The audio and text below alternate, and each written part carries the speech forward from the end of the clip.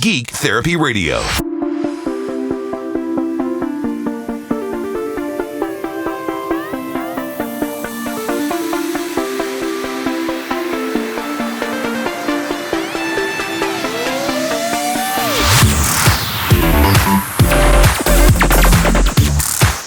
Everybody, welcome back to the Geek Therapy Radio podcast. Hope you're doing well, and if you aren't doing well, you're not alone. Just a reminder, you are not alone.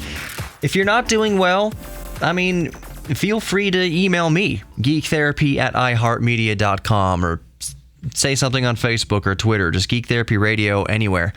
I'm not sure I can pick up what I'm doing and come out there and, guide you through anything personally, hold your hand, but if you need to vent anything to me, I just vented to all of you for an hour yesterday. So if anybody wants to vent to me, you have my direct email, geektherapy@iheartmedia.com. That isn't some conglomerate. It doesn't go through anybody else. It goes to me personally. It just forwards right to my personal email. So if you email me there, geektherapy@iheartmedia.com, just want to vent, just want to geek out about something even, that's what it's there for, geektherapy@iheartmedia.com. Or you can just go right through the website, geektherapyradio.com. When you type that in, the very first thing you're going to see isn't a friggin' merch store or anything like that. The very first thing you see at geektherapyradio.com is that contact form, because I want that to be the first thing you see. Not a storefront, but a way to contact me directly. So that's what you'll get at geektherapyradio.com if you want to vent, if you want to share any geek things, that's what it's there for.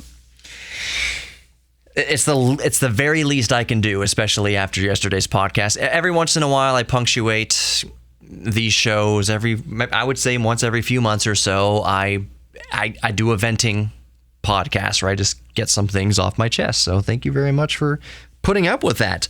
You guys clicked on that one faster than usual. I got the same amount of listens in what amounted to a few hours than in a full day, so I appreciate it. I wasn't very descriptive in the title or in the description, because all it was a vent. So thank you for so much for enduring that, and I know that I don't have to ask your forgiveness or apologize for any of it, because we all need to vent sometimes. We've all been there, especially now in the year 2020. With everything going on, we need to let off a little pressure. So I appreciate, you giving me your ear in that and just hearing me out. So thank you. All right, so today I just had a thought. I'm going through, I'm doing show prep. Show prep for me is basically just I read through a bunch of articles, different websites, just figure out what's going on in the world today or recently, anything that's kind of catching my eye or tickling my brain. Sometimes, a lot of the times, it's just what I'm playing with. So if I'm supercharging a lawnmower or tinkering with a DeLorean or bringing a 286 computer up to speed, up to 12 megahertz in all its 12 megahertz glory, whatever I'm working on is what I want to talk about. The 286, I pulled out the real-time clock. I pulled out the real-time clock and the CMOS battery. It's all in one. I don't know what you call it. Chip. It's a DS1287. When the battery inside there goes dead, as it naturally would after 35 or so years. This isn't exactly what I wanted to talk about, but it's a geeky sidetrack, and we're all geeks about something, and a lot of us listening are geeks about old computers. So I'll talk about old computers for a moment. The DS1287 real-time clock / CMOS battery made by Dallas. What is it? Dallas Technologies? Dallas Instruments? It's not Texas Instruments. It's made by a company called Dallas. I don't believe the company's there anymore. David would be much more of an expert on the history of the Dallas company than I am. David Murray, the 8-bit guy. But that's the company that made this chip, and after 30 or so years, of course, the battery dies inside this real-time clock / CMOS battery, if you can call it a CMOS battery. So I have ordered a couple of them off of eBay, remakes. Dallas obviously doesn't make them anymore, and finding old new stock Dallas batteries wouldn't even matter anyway, because a dead battery would be a dead battery after 35 years, whether it was used or not.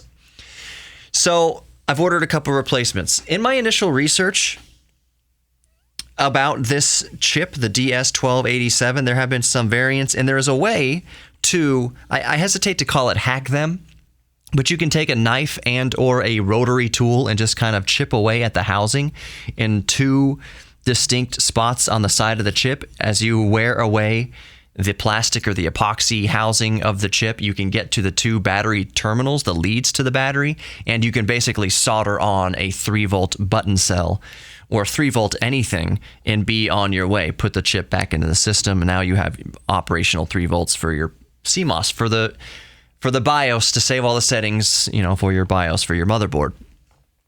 And I will probably do that with my 2 bad DS1287 chips, but I've ordered the new chips for replacement, one for the 286, one for the 386. But in my initial research on Google and on YouTube, I read, and some YouTubers were doing this mod, mentioned the reason why you might do the mod is because these chips are expensive and hard to come by.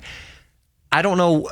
I don't remember exactly when those posts were made in the forums or those videos were uploaded to YouTube, but DS1287 replacements are cheap and plentiful. Cheap and plentiful. I think the two 1287 replacements I purchased were $5 a piece with free shipping. Maybe at the time that these forums were first, being discussed, or the YouTube videos were up, maybe there weren't. I can't comment specifically on that. Maybe there weren't many remanufacturing replicas, I guess you could call it, replacements for the DS1287. But as of now, as of when I was going to look for replacement DS1287s, eBay's flooded with them, and they are cheap. They get good reviews. Other customers have bought these replacements for the DS1287 and have good results. It's not a very intricate piece of hardware. It's fairly easy to manufacture, fairly in the grand scheme of things. It's fairly easy to manufacture, and they're plentiful. They are plentiful and cheap. So I don't know, if you've been somebody who's been researching old computers and you're scared that finding replacement components are going to be super expensive, at least in the case of the CMOS batteries, no matter whether it's the real-time clock, the Dallas real-time clock, DS1287, you need a replacement for that. It's really cheap. Really, really cheap. Less than a value meal, less than a hamburger. Also, eBay is just awash of, let's say you want to get a Sound Blaster audio card, an ISA card. This is all stuff I'm discovering. And because I'm getting into retro computing, at least with IBM compatibles and retro DOS computing. I have an Atari ST. I've got the Commodore 64. This is the first time that I'm really delving. This is the first 286 and 386 that I've had since my first computer that my family bought, a Packard Bell. What was it? Packard. It was definitely a Packard Bell, but I believe it was a 386. It had to be a 386 because when we first got it, it was Windows 3.1, and then I vividly remember the day my dad bought Windows 95. He picked me up from the airport. I was visiting family in California. My dad picked me up from the airport back when parents let their kids travel by themselves. We had an escort from the airline, but you know what I'm saying. Picked me up from the airport. John, guess what? And the first thing out of my mouth, when was this? How old was I? 10 or 11 years old? 11 or 12? I had to be less than 12 years old. I was around 10 or 11 years old. I forget exactly when Windows 95 came out. Did it come out in 94? Late part of 94? Either way, I was about 11 years old. My dad said, John, guess what? The first thing when I got in the car at the airport, guess what? I said, you got Windows 95? Yup. And he had the box. He had, on the way to the airport, he had gone to Circuit City or Best Buy and picked up Windows 95. And I was so ecstatic. I was so happy and mind blown that that this happened, I had been pressuring my dad. We got to get Windows 95. Dad, you have to get Windows 95. When Windows 95 comes, I have to get Windows 95. My dad was not one to just spend money willy-nilly. And at launch, Windows 95 had to be at least $100, if not more, if not maybe $120, $130 in 1994 or 1995. That's a lot of money. So the idea of me, a little boy, saying, Dad, you have to get Windows 95, I might as well have been asking for a rocket ship. There's just no way it's going to happen. But he got it. John, guess what I got? Windows 95? Yup. And I was sitting in the back seat of his 1994 Volkswagen Passat with the VR6 engine and 5-speed manual transmission. He handed it back to me, and I was just looking at Windows 95 box. So it was a 386 because the reason I know that is because you could not install. Actually, I take that back. I'm not 100% sure as of mentioning it if you could install Windows 98 on a 386. You know what I'm going to do right now?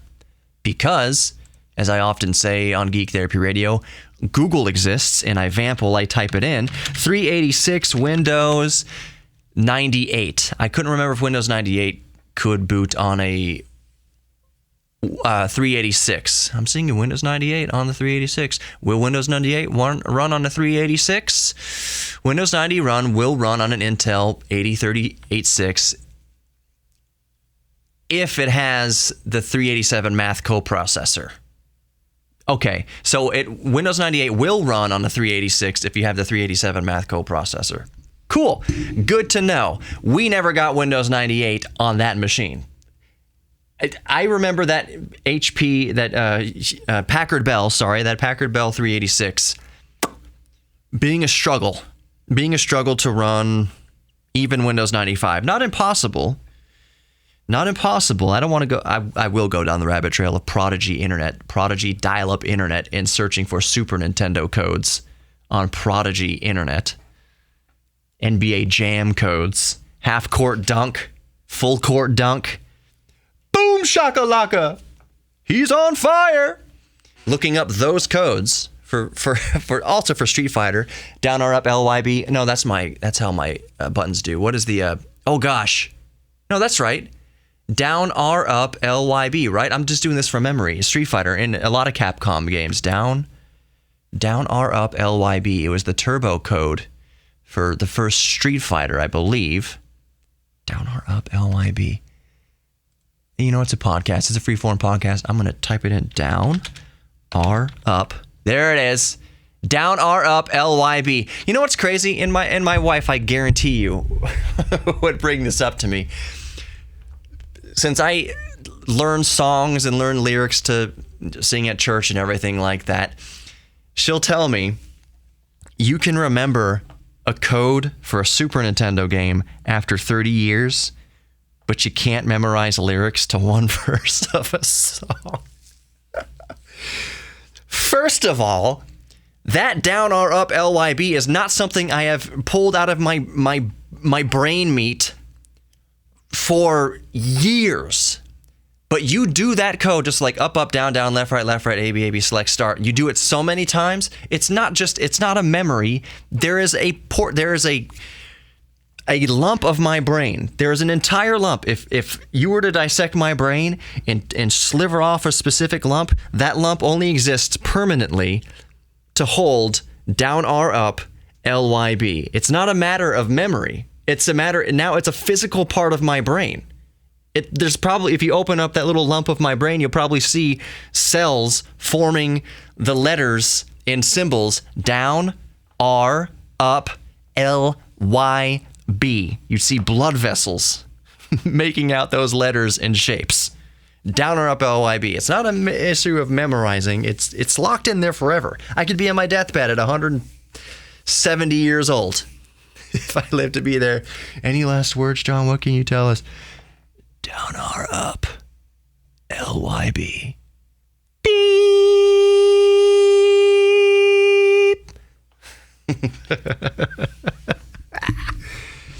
Okay, so what was I talking about? Prodigy Internet, learning codes for Street Fighter and for NBA Jam on a 386 running Windows 95. slowly. Okay, so Windows 98 would not have been a good time. I do not think that computer had a math coprocessor, and I'll tell you a kind of roundabout way as I'm talking about it why I think that is, that it didn't have the math coprocessor. First of all, I don't think my dad would have sprung for it. And I love my father, rest in peace, but he wasn't a computer guy. He learned how to use computers. He played Nintendo 64 and Super Nintendo and NES, and he liked to play video games, which is saying something for somebody in their 50s and 60s playing video games, especially throughout the 90s and stuff. That's just something you wouldn't see too often. None of my other friends' dads were playing video games. My dad was. So he was tech savvy, but he wasn't a computer guy. So if the salesman said, you want to add a math coprocessor, my dad would have been like, no. How much is that? No. Why do you need it? Well, it's just, no. He wouldn't have done it. Also, this wasn't the most high-spec machine. I don't remember how much RAM it had. I think it had a meg of RAM.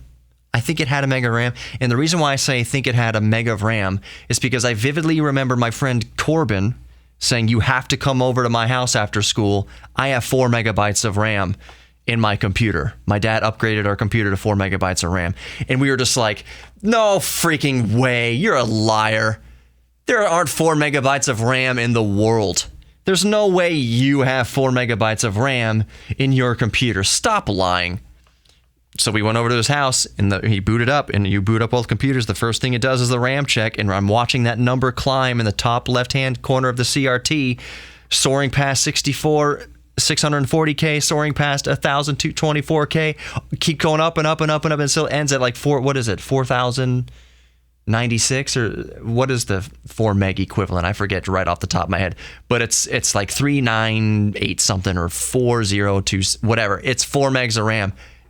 And just being mind blown because there was no way my computer at home had 4 megs of RAM. It had to have 1 meg of RAM. It was kind of a base model computer. All I'm getting at is Windows 98 on that 386 would have been a bad time.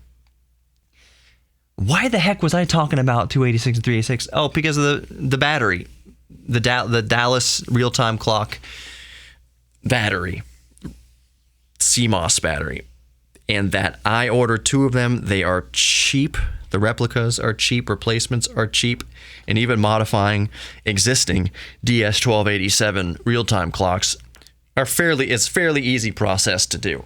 I mean, there's fancy pants on YouTube. They're doing fancy pants, putting flux on there and soldering in a button cell of 3 volts. I think it's 2032 3 volt battery on there, all fancy pants, and using hot glue to stick the button cell adapter on top of the chip. Oh, fancy pants. You know what I would probably do, knowing me? I would make a hack job of getting through the outer case to get to the battery terminals, and then, you know what? At least for testing purposes, I would glue the leads. I would probably just take 2 AA batteries, duct tape together to make 3 volts, and then tape the positive and negative leads coming off the chip itself to the 3 volt battery. AA batteries, and just slap it in there and just see if it works. Initially, just see if it works. But anyways, that's what I'm waiting for with my 286. I'm waiting for the replacement CMOS battery. I'm waiting on the IDE to CF adapter and a couple of other little bits and bobs. Maybe I should have that stuff by Friday. All of it's kind of cheap stuff. I think the sound card just got mailed today. It's a Sound Blaster 16-bit ISA card.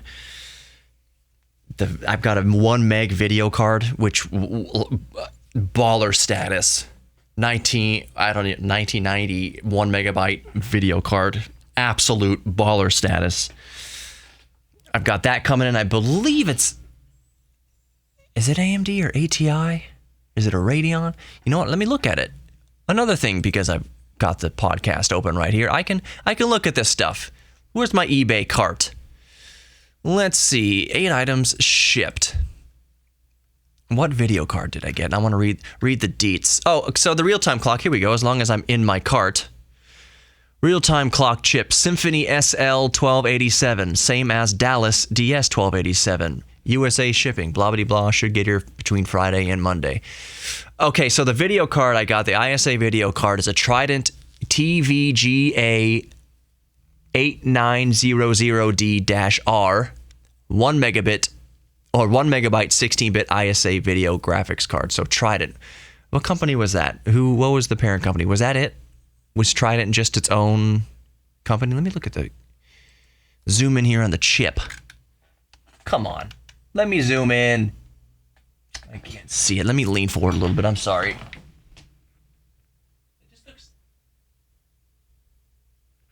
It just looks like it says Trident. I guess Trident was its own company. I can Google that too. Trident video card. Trident video company. GPU company? I don't even know what to type in here. Trident Microsystems. Okay. Brought up the Wikipedia. From the Wikipedia, sorry we're getting so deep dive geeky here. I wanted to talk about SpaceX. I'll get to that.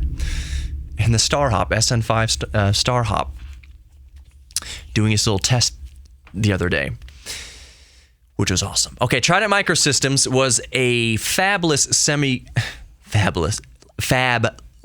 not fabulous, fabless. Trident Microsystems was a fabless semiconductor company that in the 1990s, it became a well-known supplier of graphics chipsets used in video cards and on motherboards for desktop PCs and laptops. In 2003, it transformed itself into being a supplier of display processors for digital televisions, primary LCD TVs, and achieved success starting from 2005 at a time when global LCD TV market started showing strong growth.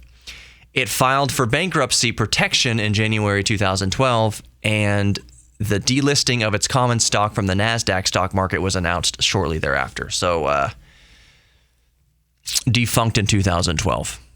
So Trident was its own graphics company. Cool. It wasn't ATI, it wasn't AMD, it wasn't NVIDIA. Trident was its own thing. And I know a lot of you who are experts in vintage computers probably already know that. But surprise, surprise, there's a lot of people listening right now who had no idea.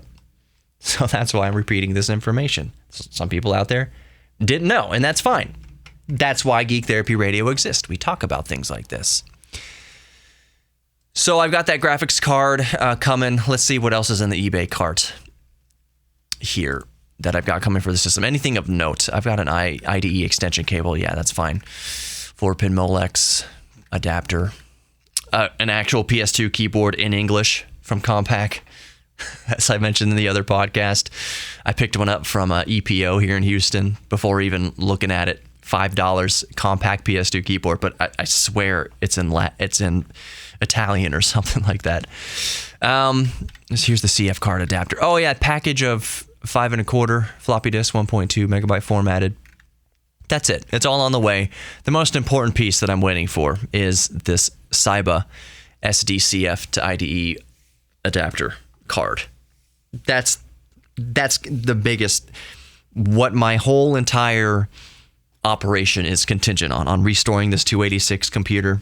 For those, and in brief, for those who don't remember, the 286 ran perfectly, boots up just fine. It was reading off the hard disk just fine. But trying to write anything to the hard disk, it was having hard times. So that's why I went ahead and ordered this Compaq flash card to IDE adapter for that purpose, so that I had reliable storage and much more just ease of life type thing. It's much easier to be pulling a CF card out of the back of the computer to put DOS files on and popping it right back in the 286 and turning it back on. It's also a lot quieter than old hard drives. Yes, it's nostalgic to fire up a 30-year-old 40 megabyte hard drive, but man, we are spoiled today for quiet computers. When you think your PC is loud, and it may actually be loud, boy howdy, were 80s and 90s computers absolute jet engines that you couldn't do hardly anything about. It was just loud and you just had to deal with it. A lot of people think it's the fans inside making it loud. It's the hard drive. A lot of it is just the hard drive spinning. Oh, I'm just seeing here, back to Windows 98 on a 386. Apparently it's with a math coprocessor and you need to bypass some hardware checks. Some installation hardware checks if you bypass them. Apparently. I don't know how to do that. apparently it's an undocumented bypass, but the official specs for Windows 98 was a 46DX at 6600 megahertz with a Pentium recommended and at least 16 megabytes of RAM and a hard disk. What is it? Between 120 megabytes and about 300 megabytes. So could it run on a 386? Yeah, with some tinkering, but that wasn't even minimum recommended specs. 46DX. That kind of, yeah, okay, that makes sense. That definitely makes sense. So moving on. All right, so all I would really wanted to mention with SpaceX is mainly how it makes me feel and to see if others can relate to this. It's a very cool time to be alive right now if you are interested in spaceflight. I was not alive, depending on how old you are, how young you are. It might be surprising. I was not alive to see the moon landing. That was friggin' 1969. My parents weren't even married yet. My dad was in Vietnam at that time. So, but that was a that entire era leading up to the moon landing had to be, if you are listening and old enough to remember, had to be just an absolutely magical time to be alive and be witnessing and taking part in all of these major advancements in human spaceflight. What a crazy, crazy time to be alive that was. And I feel that as cool as space is and everything that we've done in space, International Space Station and Skylab and all of that stuff, Hubble Space Telescope, despite all the coolness that has occurred in space since the last moon landing, I'll just say, since the last moon landing, I think Americans especially, but probably the whole world too, space has become ho-hum over the last few decades. There's another rocket launch. When is there not a rocket launch? We put up another satellite. When are we not putting up satellites? Oh, someone's going to the International Space Station. I thought we were doing that like every day. I thought there was just an elevator, basically, just a concierge limo service going up and down to the International Space Station.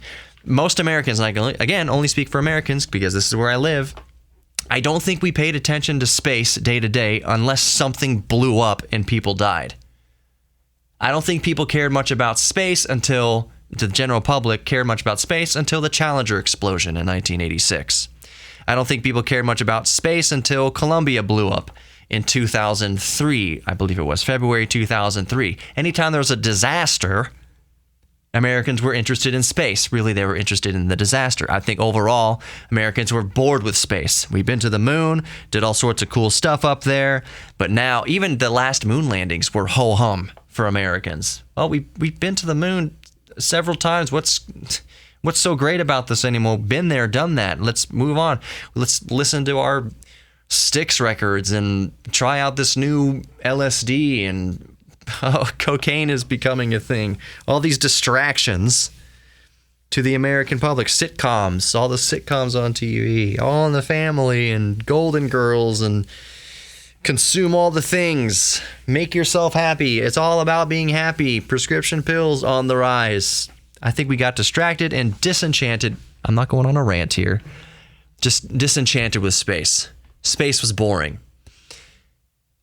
All of that, I'm mentioning all of that as a precursor because I think now, because of SpaceX, exclusively because of SpaceX, if you are at all even the slightest bit geeky about space or fascinated with space in any sort of way, SpaceX and Elon Musk, since he's around my age, of the same generation, complete geek, complete nerd, is fascinated with space, and he has billions of dollars. And what's a geek and a nerd with billions of dollars gonna do? They're gonna build space rockets and electric cars and the Boring Company and solar panels and things like that. But mostly, obviously, I think I haven't spoken to Elon Musk. I don't think his main passion is cars. I think that's his practical passion. and he knew that he could do that to continue generating billions of dollars. But I think his actual pet project, what he probably spends, again, I'm just speculating, what he spends most of his free time thinking about isn't the Cybertruck or the new Model Y or Model X or Model S or Model 3 or the Tesla Roadster. I think he spends most of his time geeking out about space. And it really, really shows. He wants to go to Mars within a certain time frame that government has said is just impossible. It's cost prohibitive and impossible. Well, we've yet to see if it is impossible, but if there's one company that has made the most major strides in that goal of going to Mars and increasing space travel and doing more cool things in space, it's Elon Musk and SpaceX. I think that is his ultimate geekgasm, is SpaceX, and it really, really shows. The Starship SN5 did a star hop the other day of 150 meters. So, not to go over too many specs about the Star Hopper or about the Starship SN5, but it's going to ride. Eventually, when it goes into deep space missions, it's going to ride a super heavy rocket, which hasn't been built yet. So right now, it's just testing the Starship, the Hopper, and it had a successful test the other day. I believe it was yesterday. As of recording, it was yesterday.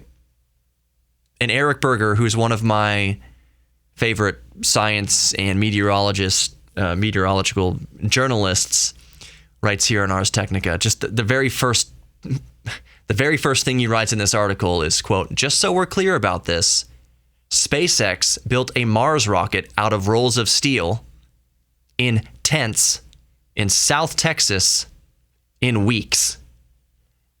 And the reason why he mentions that is just the gumption of SpaceX. You know that everybody working at SpaceX is probably part of the interview process, even if you're just going to be an accountant for SpaceX. Do you friggin' love space? Is space the coolest thing in the world? Do you dream about space? Do you think about space and all sorts of cosmic things before you go to bed? Do you stay awake at night thinking about black holes and how cool black holes are? And the applicant's like, I thought this is just a mailroom gig. Yeah, it's just a mailroom gig. But are you passionate about space? That's probably the first question on a SpaceX application. Of course, I'm being facetious. I'm just saying. It's evident that everybody at SpaceX at least has some sort of deep-rooted passion for space. That when the government is telling Elon Musk it's impossible and cost prohibitive to do anything you're saying, Elon Musk said, okay, well, I'll fund it myself, and we'll just see what we can do. We'll see what we can do with some gumption. That gumption has been what has been lacking over the past few decades at NASA. And I don't mean this to say anything disparaging about NASA or employees. I think that a ton of people that work at NASA, if not most people that work at NASA, are big-time geeks about space. Of course, everything from the janitor to actual rocket scientists are big-time geeks about space. But when you're working within the bureaucracy of a government, of a branch of not a branch of the government, but a government agency, that's what NASA is. You don't always have the free access and the free will to think and do the things you want to do, because a lot of stuff is cost prohibitive. It doesn't go with the protocol. You have to follow the rules in this area. This is how we do things now. We've gone to the moon. We've done all these things. This is how we operate. I think it probably got a little bit mundane and restrictive at NASA. I would tend to believe that, whereas an eccentric billionaire with billions of dollars and a dream to go to Mars, it's all dreaming, man. It's all dreaming. It's all dreaming about space. It's all drawing rockets on napkins and imagining shooting a rocket into the stars. I think there's a lot of that just childlike wonder and curiosity, and you don't know the meaning of that's impossible. When somebody tells you that's impossible, I think a lot of people at SpaceX are like, well, mathematically it's not. So we just have to figure out how to adapt what we have in the real world to the math to make it work out in real life. mathematically. So whereas other agencies are telling you it's impossible to get to Mars, it's a fuel thing, it's a cost thing, I think Elon Musk is looking at his napkin of numbers and of equations and saying it works here on paper. The only thing holding us back is money and a willingness to try. So I think he hired a bunch of people. He had the money. All he needed was the willingness to try. And how far they've come in such a short amount of time at SpaceX with this quest to get to Mars. Yes, Mars is still not to pull from Star Wars too much, in a galaxy far, far away, so to speak, might as well be as far as the physics of getting there are concerned. But the physics of getting there are just that, the physics of getting there. It's math and it's numbers, and it takes gumption and somebody with the drive, and yes, the funds help, but most of all, it's just that determination to do it. Come hell or high water, no matter how many times we fail in the attempt. What else are we doing here? What else is the lifetime for? Why am I on this earth? Why do I have these billions of dollars if I'm not blasting rockets towards Mars? That's what I love about all this. And that's why it's so cool to be alive right now across any generation. I don't care if you're 13 years old or you're 99 years old. It is a really rad time to be a geek about space. Very, very cool time to be into space. It's just, it sounds weird to say this, but this scrappy little upstart called SpaceX, basically giving the finger to every government in the world and saying, you said it's impossible, but that's just because you have to worry about taxpayers. We don't have to worry about taxpayers. I made my billions of dollars with PayPal and Tesla and some other ventures. I'm going to Mars, and you can either get with me or get out. And NASA chose to get with. That's really cool. NASA said, okay, all right, you're serious. So we'll provide you with some things. We'll work something out. Let's work out a deal here. Let's work together. Let's bring in some private enterprises into this. Great. Now we have all the resources of NASA, all the brain power of NASA and resources of NASA, offsetting the cost to the taxpayer now, because SpaceX is a private company and not operating with tax dollars, not as many tax dollars.